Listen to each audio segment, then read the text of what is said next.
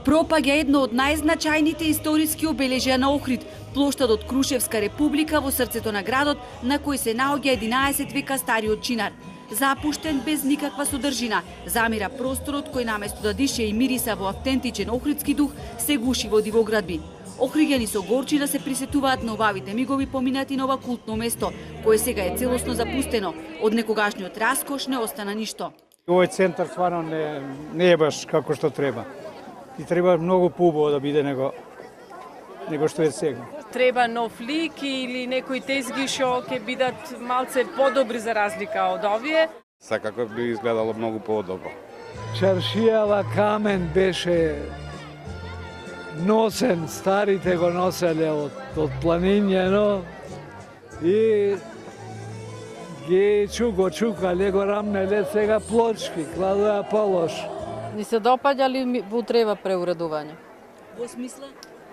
Па фонтаната, што викате, нешто повеќе активности за туристи, музеи, например, ова џамијата би сакала да биде музеј. Ќе се осмелам да го речам. Покрај чинарот кој во многу лоша состојба поради несоодветна заштита, дрвото кое што е белек на градот гние потпре на улична бандера. На плоштадот сега има една фонтана која скапува, оти не функционира. Со години од неа вода не потекла. Згора на се, околу неа се поставуваат и пазарски тезги за одредени манифестации. Нема ништо од најавите за поставување на унифицирани објекти. Страмна слика за Охрид, но овој простор се наоѓа и бесправно изграден објект кој никнага е чинарот. Локалната самоуправа требаше да ги земе конците во своји раце и да се фати во костец со оние кои го урнисуваат ова за нас значајно место, порачуваат охриѓани. Историчарите укажуваат на значењето на плоштадот на кој некогаш имало триумфална порта. Смета дека локалните власти и градските советници требаа да го преименуваат плоштадот од Крушевска република во Охридски чинар, бидејќи од витално значење за градот.